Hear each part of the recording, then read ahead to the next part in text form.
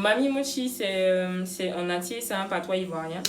Et ça veut dire en fait l'assiette de ma mère, la soupière de ma mère. L'assiette de ma mère. Ouais, la casserole de ma mère, quelque chose comme ça. Dans tout cas, si tu veux la casserole, la soupière, ce qui t'arrange le plus en fait. Mais donc j'ai choisi ce nom parce que chez moi, par exemple, on aime beaucoup manger. Et c'est une maison où il y a toujours à manger. Tous mes amis ou tous les gens qui me connaissent te diront que il suffit qu'on soit 3, 4, 5, c'est fini. On transforme la visite en petit chill, on fait sortir un peu de trucs et tout, et puis c'est parti. Et après, ma mère aussi aime cuisiner, tu vois. Donc moi, j'ai toujours été dans cette ambiance-là où on va prendre des produits frais, on va faire des plats assez intéressants, on va aller même en exploration culinaire, on va se permettre de tenter de nouvelles recettes. Et c'est un peu dans ce sens-là pour lui dire, j'ai envie de dire merci et lui rendre hommage que j'ai choisi Mami Mochi. Après, puisqu'on est sur du Made in Côte d'Ivoire et on est sur du consommé local, parce que c'est ça aussi, faire la promotion du consommé local. Donc ça va dans le même sens et ça sonne tout aussi bien. Donc voilà. Shout out to Mama. Mami Mochi. Maintenant, moi je suis un peu curieux. C'est-à-dire, c'était quoi... C'est-à-dire, comment tu es arrivé à créer ce business-là, dans le sens de... C'était quoi exactement l'histoire derrière? Dans le sens de comment tu as... Ou bien, c'est quel problème tu as trouvé d'abord? Et puis tu t'es dit, si je fais ça, et tout ça, ça va régler ce problème. Alors, est-ce que je dirais problème?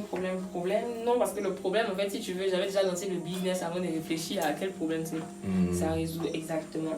Mais on va dire que, comme de base, je suis ingénieur agro-industriel, en fait. J'ai toujours eu la chance, si tu veux, pendant ma formation, parce que j'ai fait l'INP, donc pendant ma formation, pendant les stages, on nous obligeait à aller dans des villages, à rester avec les villageois, à dormir avec les villageois. Ça te permet de connaître le circuit en fait. Donc ça fait que tu connais les différents axes de l'intérieur du pays. Tu côtoies aussi les gens. Puisque ce sont des planteurs, tu vas avec eux dans leur plantation, autant que ce soit les hommes comme les femmes, tu vois. Et tu te rends compte que les hommes, en général même en Côte d'Ivoire, les hommes quand ils font des plantations, c'est plutôt des cultures de rente. C'est le café, c'est le cacao, c'est l'anacarde.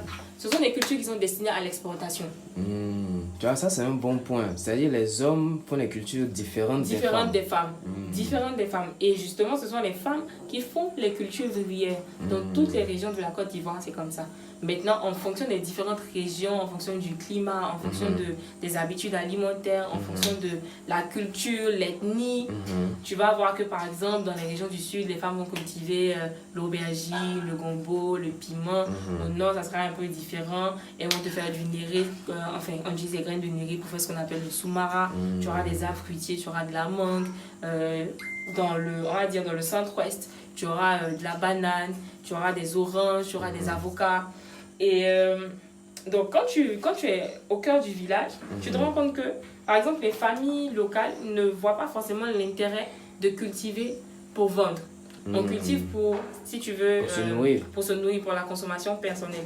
Et il n'y a que, par exemple, j'ai envie de dire, les populations qui se sont déplacées.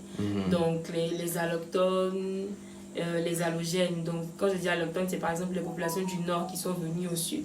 Quand je dis allogènes, c'est par exemple des Burkinabés ou des Maliens qui sont venus s'installer en Côte d'Ivoire. Il n'y a que ces personnes-là qui vont créer des marchés locaux dans différents villages, dans les différentes villes, et qui vont se mettre à faire de la commercialisation. Sauf que ces gens-là, en général, ils sont, si tu veux, ils sont bergers, ils sont fermiers, donc ils vendent de la viande.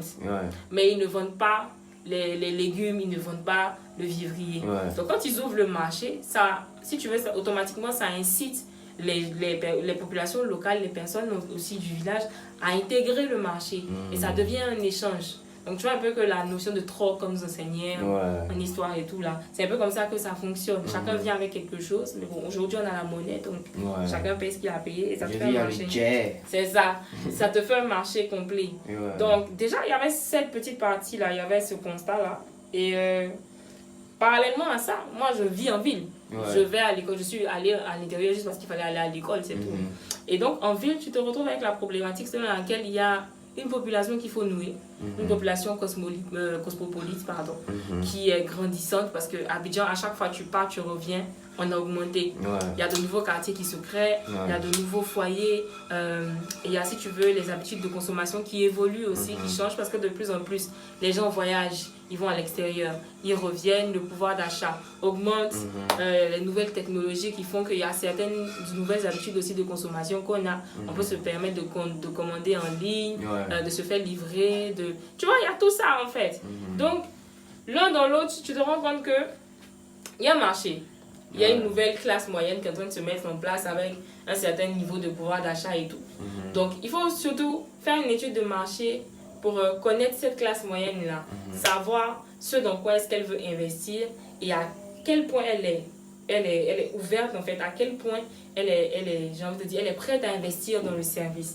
Et évidemment, si quelqu'un est prêt à mettre de l'argent dans ton service, il attend aussi un certain retour par rapport au rapport qualité-prix. Donc, si par exemple, aller au marché traditionnel, c'est aller dans la poussière, supporter les vendeuses qui vont te dire j'ai pas de monnaie ou qui seront mal polies, avoir ses affaires dans un sachet bleu, marcher dans la boue, se faire doubler parce que tu connais pas les prix, tu maîtrises pas les prix.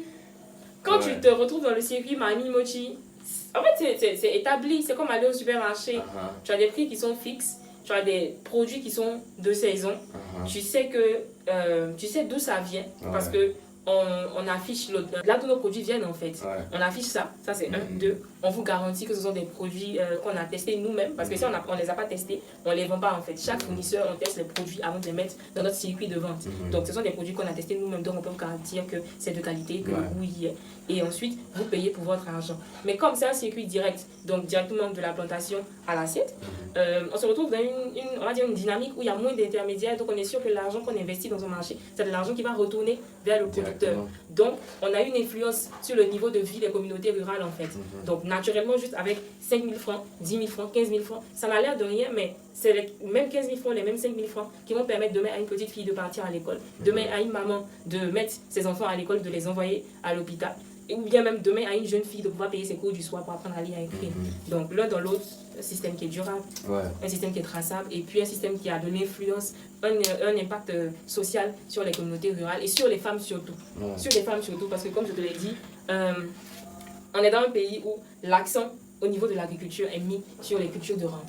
Et les cultures de rente sont dominées par les hommes. Quand tu retrouves des femmes dans les cultures de rente, que ce soit au niveau de la production comme de la transformation, c'est pour des petits boulots en fait. C'est pas pour faire le principal. Alors que quand tu vas dans le circuit des cultures vivrières, et ça aussi c'est un argument très pertinent qui m'a motivé, quand tu vas dans le circuit des cultures vivrières, des légumes du marché, les femmes sont présentes à tous les niveaux de la chaîne, que ce soit à la production, que ce soit à la transformation, que ce soit à la distribution. Et elles te font des chiffres, mais top de waouh. Elles sont concentrées, tu vois. Donc il y a cette valeur-là surtout qu'on veut, j'ai pas envie de dire valeur ajoutée, mais si tu veux valeur intrinsèque propre à la personne qu'on veut mettre en avant aussi. Et puis, vu qu'on est sur WhatsApp, on a le temps de diffuser des messages, on peut faire de l'éducation nutritionnelle. C'est aussi aider, si tu veux, à aider notre clientèle, aider tous ceux qui nous suivent. Éduquer aussi la clientèle. Éduquer, oui. Les éduquer et les aider à réapprendre à consommer local, tu vois. Parce qu'après, quand on dit consommer local, on a cette manière de penser, arrêter, ouais, bon, c'est pour manger les mêmes choses et tout, machin, genre des sauces et tout, machin. Mais après, il y a l'afrofusion aussi aujourd'hui. Tu as tous ces chefs cuisiniers qui partent et qui reviennent, qui te font un remix des plats qu'on a, inspirés des plats d'ailleurs. Donc tout ça, tu vois, après, c'est des choses qu'on essaie de partager. Dans notre circuit, on a des nutritionnistes, on a des chefs cuisiniers, on a des restaurateurs, on recommande, on repartage. C'est vraiment toute une expérience culinaire en fait. Si tu veux, c'est manger ivoirien, mais nouvelle version quoi. Version 2.0 si tu veux. Et c'est 2.0. En tout cas, c'est une très belle initiative à vraiment encourager. Merci beaucoup. Donc, pour ceux qui souhaitent commander chez Mami Mochi, on peut avoir le numéro? Oui, donc vous pouvez nous joindre au 05 66 21 89 73. Et on est aussi sur Facebook, Instagram, LinkedIn. Vous pouvez nous retrouver là. Mami Mochi. Vous écrivez comme vous entendez. Vous allez nous retrouver. On est sur Google aussi. Partout en fait. On est partout, on est là, on vous attend. Mami Mochi. Yeah.